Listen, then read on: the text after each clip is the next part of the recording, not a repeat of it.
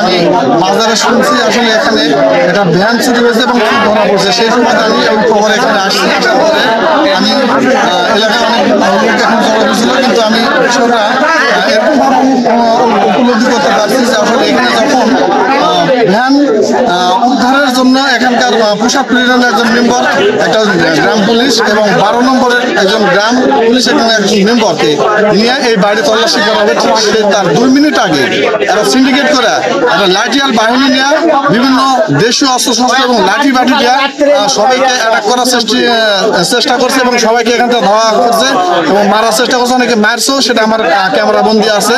এবং আমি পরবর্তীতে ওসি স্যারের নির্দেশনা অনুযায়ী আমি এখানে আসছি। এখানকার 12 নম্বরের আপনার মেম্বার আফসার এবং গ্রাম পুলিশ স্যার আমাদের এখানে পাঠিয়েছিল, কিন্তু আসার পরে আমি এদেরকে বললাম, তখন এরা আমাদেরকে বিভিন্ন দেখাচ্ছে এবং আমাকে মারার জন্য শাবল বের করছে, মারার জন্য আমি চলে যাই। আর কিছু আর ওই যে একজন দেখলাম পরবর্তীতে যেটা আমি দেখলাম এখানে কিছু লোক বিষয়টা যখন উপযোগ আমি না পরবর্তীতে আমি যখন ওসি স্যারের পরে একটা রিপ্লাই দিলাম, কোনোভাবেই ঢুকতে দিচ্ছে না।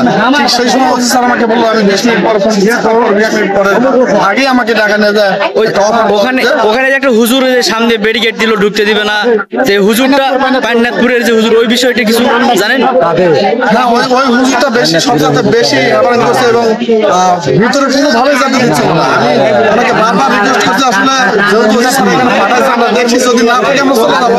এবং উনি বারবার একটা কথা বলছেন যে এখানে যেহেতু বাদী নাই তাহলে আপনারা কে, যেখানে বাদী নাই সেখানে আপনারা কে, আর এই কথার ভিত্তি করে আপনাদের এই 12 নম্বর যে গ্রাম পুলিশ শামসুদ্দিন উনি এই কথা বলছে, ওনাদের সঙ্গে তর্ক করছে, কিন্তু কোনোভাবেই তারা এই ঘটনা তল্লাশি করতে দেয়নি বা খুলতে দেয়নি বা দেখতে দেয়নি। এখানকার যে 12 নম্বর মেম্বার, ইনি তো সবসময় সবাইকে বলতেছে সরে যাও এখান থেকে চলে যাও। তার বিষয় কি আর কিছু কি আছে নাকি?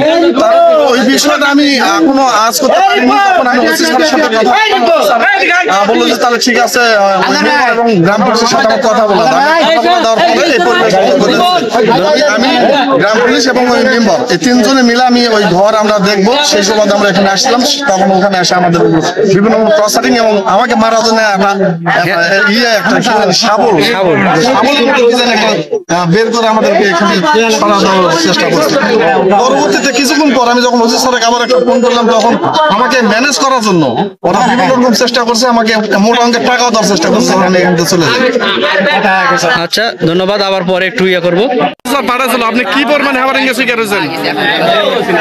উদ্ধারণ করার চেষ্টা করি, বাধাগ্রস্ত আইন কিছু করতে পারেনি। ওটা বললেন লাঠি ঠেঙ্গা মারামারি, ওরা আপনারা থাকা অবস্থা লাঠি সোটা এবং শাবল নেবার হয়েছিল, এই বিষয়ে কি আপনি জানেন? আমাকে মারার জন্য ওরা শাবল বার করছে এখানে।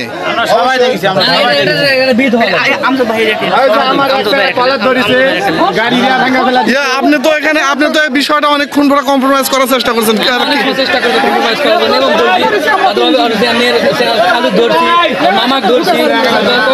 স্বীকারই করে এবং আমার কেন আসা হলো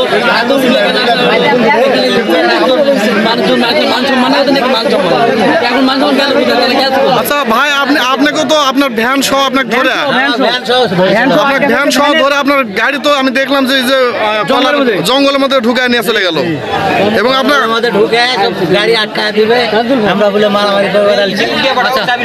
এই মেলা কথা ভাড়া লিয়া যাচ্ছি, ভাড়া লিয়া চলে যায়, ভুলে গেছে।